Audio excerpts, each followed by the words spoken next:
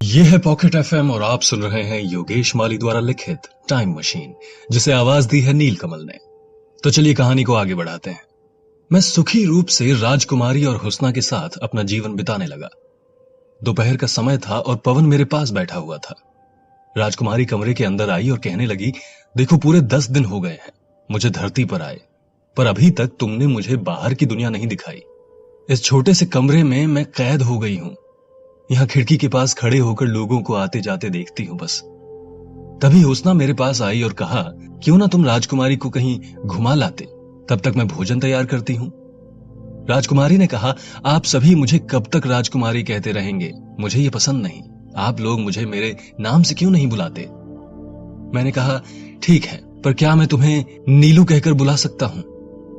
राजकुमारी ने कहा, क्यों। मैंने कहा, तुम्हारी आंखें नीली हैं इसलिए। उसने कहा, ठीक है, आप लोग मुझे नीलू कहकर बुला सकते हैं। मैंने कहा, चलो तैयार हो जाओ, हम कहीं बाहर चलते हैं टहलने के लिए। राजकुमारी तुरंत तैयार होकर आ गई। मैंने कहा, इतना जल्दी तैयार हो गई। उसने कहा, मैं थोड़ा तेज हूं। पवन ने कहा, मुझसे तेज नहीं। मैंने देखा पवन भी जाने के लिए तैयार हो गया था। मैंने कहा, तुम कहां जा रहे हो। उसने कहा, साथ ले चलो मुझे, कबाब में हड्डी नहीं बनूंगा। राजकुमारी ने कहा, इसे भी साथ ले लो, कितना प्यारा है ये, और तुम हो कि इसे नाराज करते रहते हो। मैंने कहा, तुम अभी तक इसे प्यारा सा छोटा बच्चा समझ रही हो, पर यह वैसा नहीं है। राजकुमारी ने कहा, कुछ भी हो, यह हमारे साथ चल रहा है। मैंने कहा, ठीक है, चलो। हम सभी घूमने निकल पड़े। हमारे घर से कुछ ही दूरी पर एक बड़ा सा समुद्र था। हम तीनों घूमते हुए उसी तरफ चल पड़े। वहां समुद्र के किनारे बहुत से लोग घूम रहे थे। वहां तरह तरह के चाट, पानी पूरी, समोसे और बहुत से खिलौने वाले और गुब्बारे वाले थे। किनारे पर बच्चे मिट्टी का घर बना रहे थे और कुछ बड़े बूढ़े व्यायाम कर रहे थे। हम सभी किनारे पर लगी कुर्सियों पर बैठ गए। सामने ही चने वाले की गाड़ी देखकर पवन उछलने लगा और पैसे मांगने लगा। मैंने उसे पैसे निकाल कर दिए। वो हंसते हुए चने लेने चला गया। राजकुमारी ने कहा, पवन को चने बहुत पसंद हैं, घर पर भी बहुत चने खाता है। मैं मन ही मन हंसने लगा, क्योंकि पवन की असलियत मुझे और हुस्ना को पता थी, पर राजकुमारी को नहीं। मैं उसे पवन की असलियत बताने ही जा रहा था कि अचानक समुद्र में एक जोर का धमाका हुआ, जैसे कि आसमान से कुछ गिरा हो।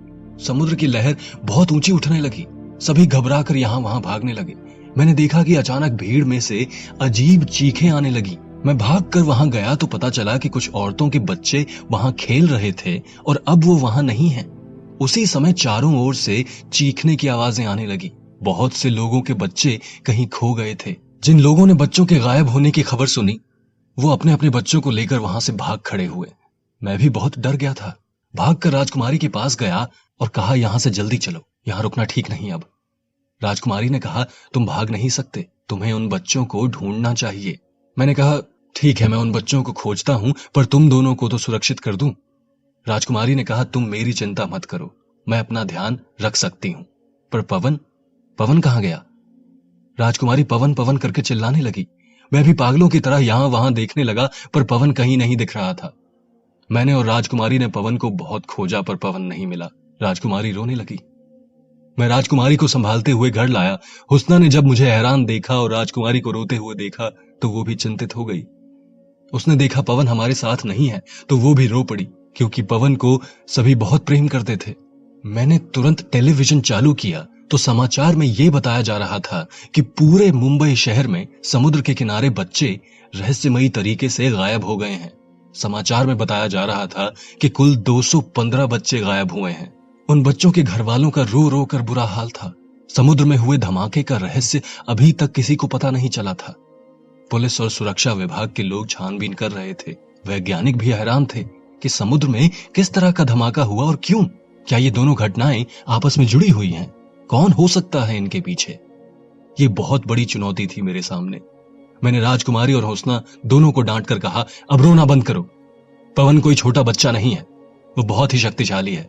उसे कोई गायब नहीं कर सकता, बल्कि वो खुद गया होगा उन बच्चों के पीछे। तुम दोनों खुद को संभालो।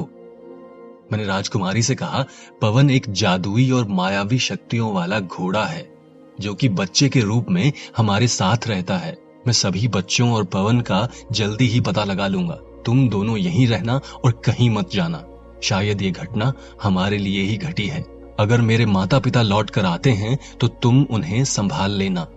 ये बोलकर मैंने अपना सरिया अपने पीछे छुपाया और अपनी आंखों को बंद करके मंत्र पढ़ा और फिर उसी समय में पहुंच गया जिस समय मैं वहां घूमने गया था।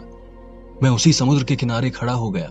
मैंने देखा किस प्रकार मैं और राजकुमारी कुर्सी पर बैठे हुए हैं और पवन को मैंने पैसे निकाल कर दिए। पवन उछलता हुआ गाड़ी के पास आया। मैंने आकाश की ओर लगातार देखा। मैंने देखा एक रोशनी आकाश से निकलकर समुद्र पर गिरी और समुद्र में तेज धमाका हुआ। मैंने वहां पर खेल रहे बच्चों को ध्यान से देखा तो बच्चे खुद ही गायब हो गए थे। मैंने पवन को देखा तो पवन खुद ही दौड़ता हुआ पानी में कूद गया और तेज गति से उस रोशनी की ओर बढ़ रहा था। मैंने पवन को आवाज दी पर पवन नहीं माना। मैं भी उसके साथ पानी में कूद गया और रोशनी की ओर बढ़ने लगा। जैसे ही पवन ने रोशनी को छुआ वो गायब हो गया। मैंने भी जाकर रोशनी को छू लिया। रोशनी को छूते ही मेरी आंखों के सामने अंधेरा छा गया और आगे हुआ क्या, ये जानने के लिए सुनते रहिए पॉकेट एफएम और सब्सक्राइब कीजिए टाइम मशीन को। यह है पॉकेट एफएम और आप सुन